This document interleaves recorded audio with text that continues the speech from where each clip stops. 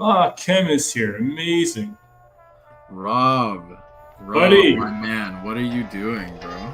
Yeah, when I swing, I put that fire to your chest. Talking ass, better wear a fucking vest. Let's go back to the sin issue. To what? To the issue of sin, right? Sure. Because you said it comes from the original rebellion, which I believe. Yeah, so basically now every creature since Adam and Eve to the present, with the notable exception of Christ, has been born with a sin nature. Okay. Now, I mean, sin entered into the world, right? Right. That's the verbiage that that's Genesis uses. Yeah. Where did sin exist before this? In the person of Satan and his minions. Of Satan. Okay. Yeah. Where did he come from? He was created by God. He was God's number one angel before he got kicked out of heaven. Okay. Are angels autonomous? Do they have free will? I don't know that. I do not know. It's my interpretation, right, from the scholarly literature that I have read, that Christianity does not consider angels to be autonomous beings. No, they don't have free will, and that's what. Oh. Uh-oh. Have we lost Rob?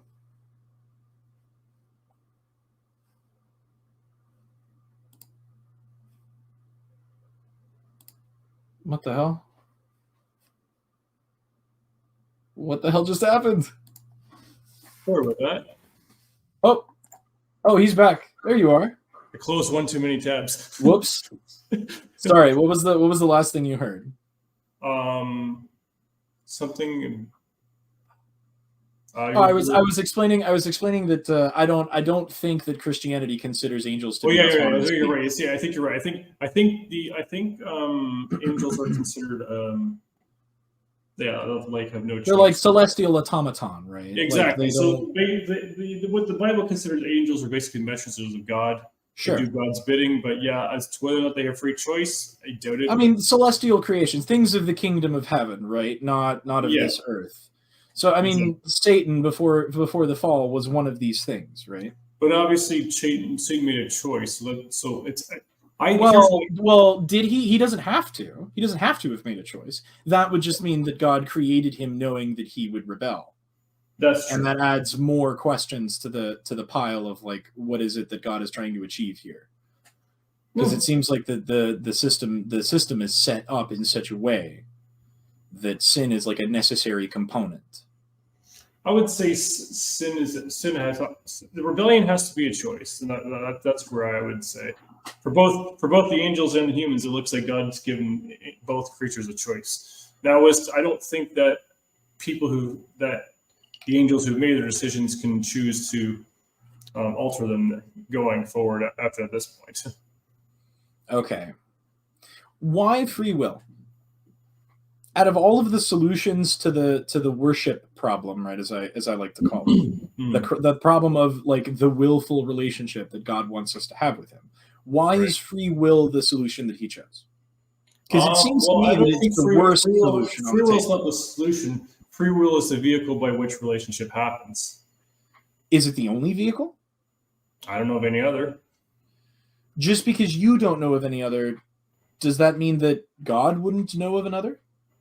No, God knows everything. So, okay. So, would you agree that there is probably a solution, right, that could have been in front of God that would not have required suffering as a necessary component? Well, sure. Why not? So, why didn't God take that one? Because again, I think God is interested in the relationship. Well, if we can both agree that there is a method through which he could have achieved that relationship of the same quality. Without introducing suffering. He could have just made us, as Dawkins said, moist robots. Well, not necessarily, right? There's a myriad of different solutions that we can't imagine because we're not an infinitely knowledgeable God, right? Right. Yeah. But as long as he is an infinitely knowledgeable God, then necessarily a solution that did not require introducing suffering does exist, and he chose willfully to include suffering as a necessary component. Suffering is a result of the sin. It's like because Okay, a solution where sin is even present, like the ability to experience suffering, the ability to sin, the ability to defy him, aren't necessary components of this question that he's trying to resolve, right? Because he's an infinitely powerful being. He could have created us with any myriad of his solution was his son. I don't know that that's a solution. I do. I can't think of a better one.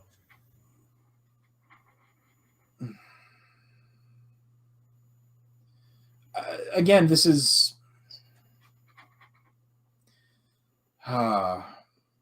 this is a weird position to pivot from. Why is Jesus the solution?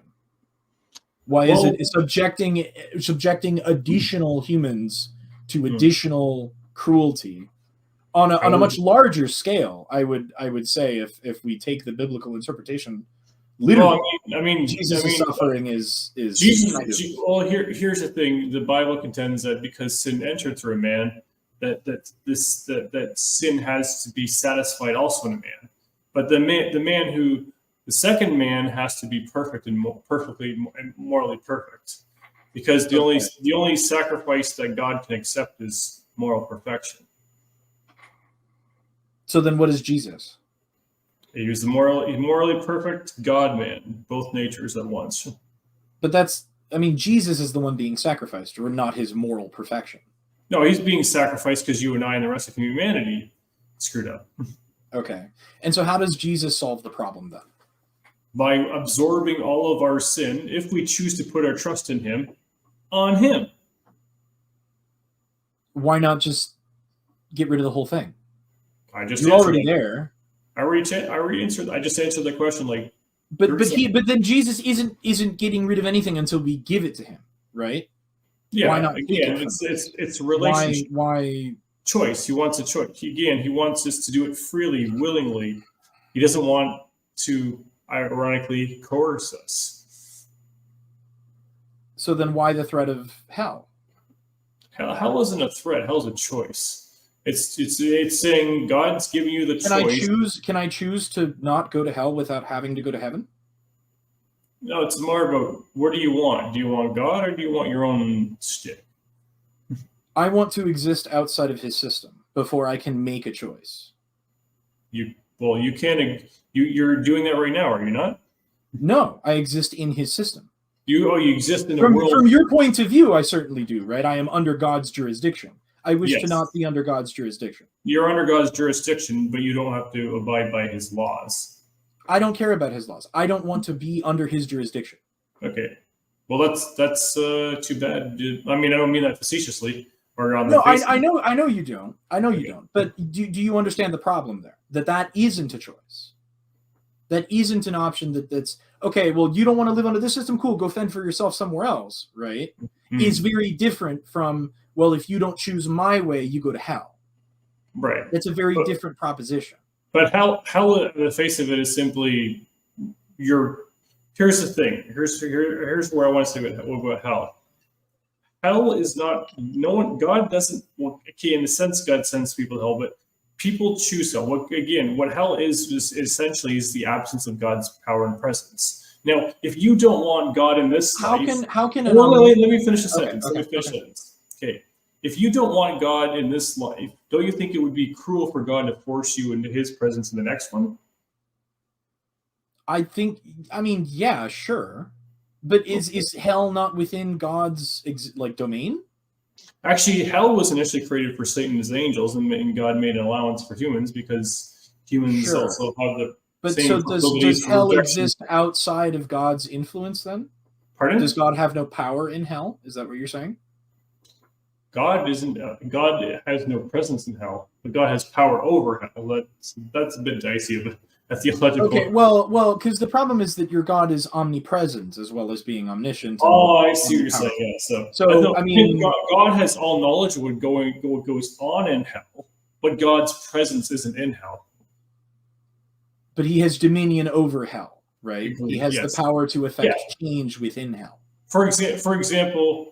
If I was a police officer in the city of Hamilton, I'm not, but just hypothetically, if I was, sure, I would have dominion over this entire city, but I can only be at one place. I'm like, I mean, obviously, it's not a great equivocation because I'm omnipresent like God. Okay. But Okay. So then my question to you is hell jail or is hell one town over? Aha, that's a good question.